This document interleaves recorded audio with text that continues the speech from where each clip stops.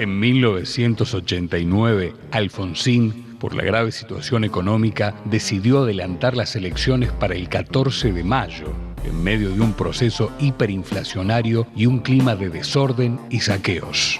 Carlos Menem, del Partido Justicialista, triunfó con el 47% de los votos. En el contexto internacional, la Guerra Fría estaba llegando a su fin. En noviembre de 1989 fue derrumbado el muro de Berlín, símbolo de la división entre el capitalismo y el comunismo.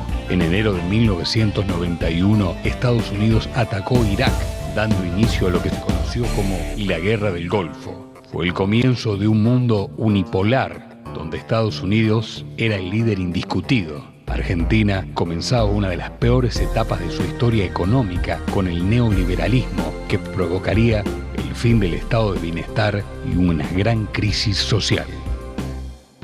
Comenzó a percibirse en la ciudad las mismas situaciones críticas o de retroceso económico o de crisis que se vivían en el resto del país, digamos, no era una excepción. Y al menos según mi interpretación, un factor gravitante para ese cambio tuvo que ver con cómo cambió en el país el rol del Estado en la economía. La fábrica empezó a ser desabastecida. Decía, no teníamos inversiones, no teníamos absolutamente nada. Es decir, una política de desmantelamiento para cerrar la fábrica. Esto era así.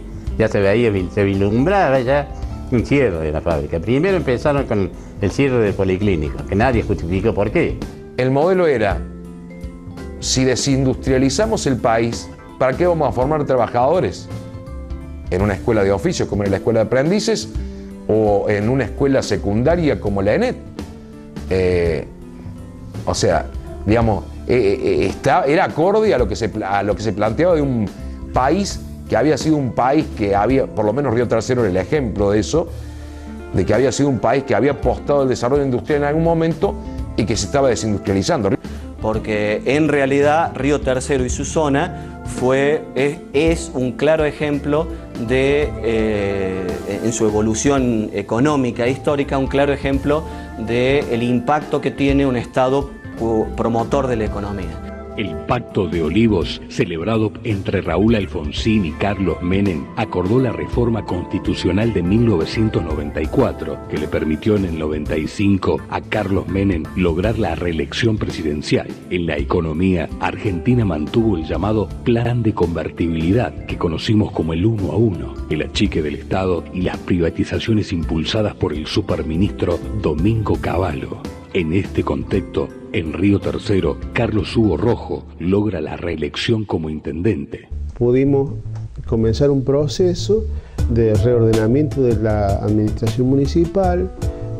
Comenzamos por primera vez, se vio en la ciudad lo que era la tercerización de servicios, que mucha gente comenzó a hablar de la privatización de los servicios. Nunca hubo privatización en Río Tercero, en la municipalidad. Fueron concesiones de servicios al sector privado y al sector cooperativo. Caso de la higiene urbana con Ashira, una empresa privada de afuera de la ciudad, y el caso del alumbrado público con nuestra cooperativa de obras y servicios públicos. Si hay algo que demostraba la decadencia de la fábrica como empresa del Estado, fue ese negocio infame y aún impune de la venta clandestina de armas, ideado también, pergeñado por el propio Estado, por otro modelo de Estado, digamos, pero Estado al fin, desde Buenos Aires, que generó que la fábrica militar quedara en algún momento muy desprolijamente atiborrada de armamento que se vendía clandestinamente al exterior. Acá cuando se vendió proyectiles, porque acá hubo una corrupción total. Una parte vendió el gobierno. Autorizó, por decirte, no sé la cifra, pero decirte 20.000 proyectiles. Pero otra parte vendieron los militares por cuenta de ellos. Entonces, ¿qué pasó? Cuando se da a conocer la venta de armas, cuando se ve se da a conocer todos estos problemas que vienen con la exportación de armas, genera, lógicamente, cuando se fuera a ver un archivo, iba a generar que había 15.000 o 20.000 proyectiles que no existían.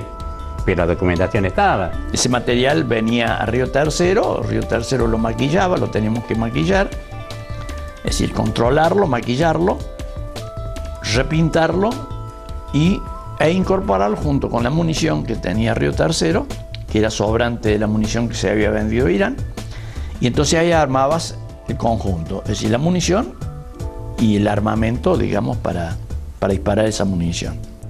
Entonces, ¿cómo tenían que hacer para que esto no se divulgara, que no se conociera?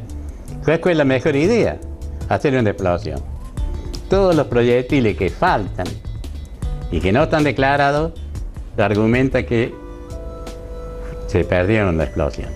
Generaron un estado de situación que terminaron con el atentado, con las explosiones de 1995, que contribuyeron aún a la destrucción mayor de ese patrimonio del Estado que era la fábrica militar, que al poco tiempo generaron aún una expulsión mayor de trabajadores, una crisis mayor en la economía local y que se constituye de alguna manera en un símbolo de esa destrucción de aquel Estado, volviendo al concepto de aquel Estado promotor de la economía, a un Estado no solo ausente, sino que en ese caso también promotor de su autodestrucción. La historia de Río Tercero nos lleva a capitular su día más oscuro también, ¿no? Bueno, el día más oscuro de la historia de los riotercerenses, el 3 de noviembre de 1995, alrededor de las 9 de la mañana, se escucha una fuerte explosión que va a seguir con otra serie de explosiones durante toda la mañana hasta pasado el mediodía. Se vio un gran hongo proveniente de la zona de fabricaciones militares, con lo cual la gente comenzó a huir de la ciudad y la noticia muy pronto llegó a casi todo el país y a diferentes partes del mundo sobre lo que estaba pasando en Río Tercero.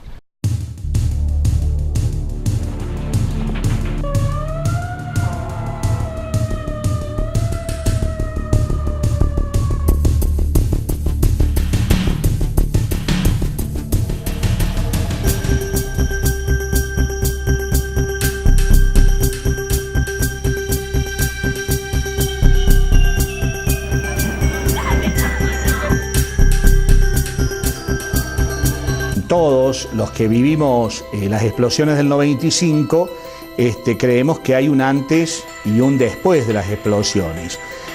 Yo no sé si será tan así. En mi caso personal sí es así. Un día de caos, de desesperación, de incertidumbre. Sí, con 7 víctimas fatales, más de 300 heridos, varias cuadras en el perímetro cercano a la fábrica militar, a los polvorines destruidos, lo cual generó un gran caos en toda la ciudad.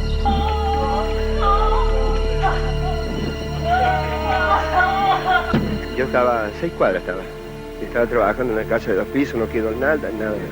¿No quedó nada de la casa donde usted estaba trabajando? No quedó nada adentro, todo vidrio, puerta, televisor, computadora, todo reventado. Terrorífico. Estaba en 5º año en la escuela José Hernández, no sé dónde está, no la puedo encontrar. ¿A dónde la encuentro ahora? Nadie me dice nada, no me dan noticias. Yo tengo a mis nenas que se las han llevado un auto, pero no sé en dónde están. Estaban en la escuela que está a 700. La nena me la mandaron sola de la escuela cuando pasó todo esto, cayó sola, se me descompuso. Y de ahí salgo yo a la calle, un auto me las carga, me dice, señora, se las llevo. Pero no sé en dónde. A tal punto que hacia pasado el mediodía llegará a la ciudad el presidente Carlos Menem, el gobernador Ramón Mestre, y se van a reunir con el intendente Carlos Rojo para dar información sobre lo que estaba ocurriendo. El gobernador, presidente, le están diciendo el informe que han recibido. Se trata de un accidente y no de un atentado. Ustedes tienen la obligación de difundir esta palabra. Porque con los años he escuchado comentarios respecto a algunas actitudes mías, digamos, como de consentimiento hacia el presidente Menem, en algún sentido muy oscuro.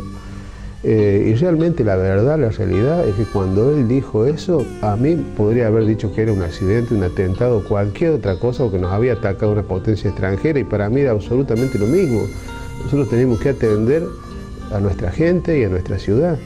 A mí me llamó por eso la atención que bajarse el avión El helicóptero, y decir a los 10 minutos que es un accidente, sin haber tomado pruebas, sin haber hecho un estudio de cómo ha sido las explosiones, me llamó poderosamente la atención. Uno no podía afirmar así algo que ni siquiera tenés conocimiento de lo que pasó.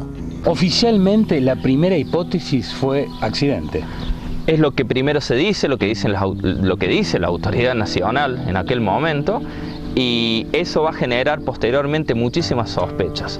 Pero pronto se descubrió el contrabando de armas a Croacia y Ecuador. La culpa no la tuvo la fábrica de lo que pasó. O sea, los responsables de lo que pasó fueron quienes encontraron en la fábrica una caja de corrupción para hacer sus negocios. Estamos hablando de no de un negocio que se circunscribió únicamente al territorio argentino, sino estamos hablando de un operativo internacional que era el tráfico de armas. Y en ese marco es que se hace volar a la fábrica. Las explosiones, mi pedido desesperado a Nicasio para que, además de proteger a su familia, me lleve mi familia para la zona de Tancacha. Y yo salí con el R12 blanco que me había dejado Abel, y ese recorrido desde la calle Casero y Guillermo Marconi hasta la municipalidad fue muy duro, muy difícil, y mucha gente sufriendo imágenes dantescas, o sea, cosa difícil de describir. Y es por eso que la radio, a partir del 96, cumple una función de alerta. El programa se llama Sereno porque está de sereno como un sereno está cuidando algún edificio público o la Casa de la Cultura, gente que se identifica conmigo, o como un bombero que está toda la noche despierto, o como un médico, o como un policía, o como personal de seguridad. ¿Se investigó todos estos incidentes? Bueno, a partir del 2001, 2002, 2003 se abre la causa. El juez Martínez abre la causa donde la cuestión de las explosiones ya va a ser tratada bajo sospecha de atentado. Un grupo de vecinos de Río Tercero vino a demandar justicia y apoyarlo a usted en esta acción investigativa. ¿Qué mensaje tiene para la gente de Río Tercero sobre la marcha de la investigación judicial y sobre las expectativas de encontrar la verdad real?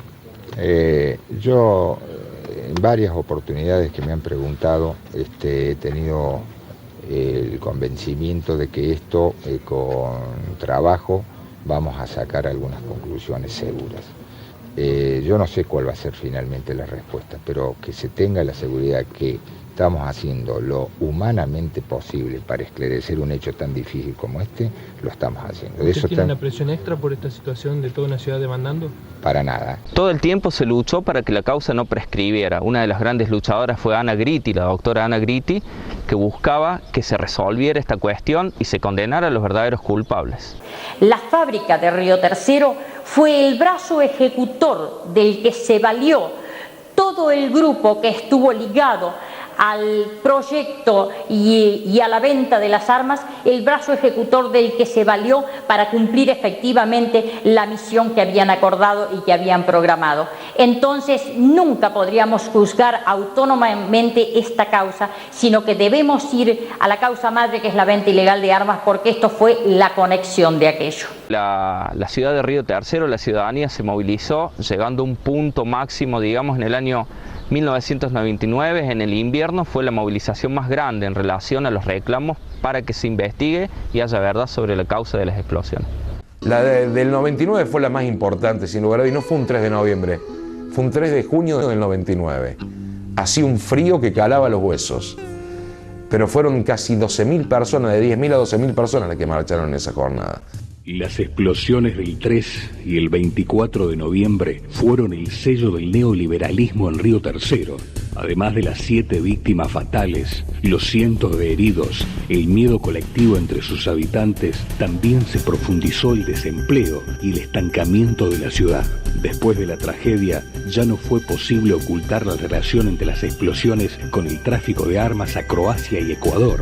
Las investigaciones de la justicia continuaron por 2 décadas. Y se pudo determinar que se trató de un evento intencional y no de un accidente. No de un accidente. No de un accidente. No de un accidente, no, de un accidente.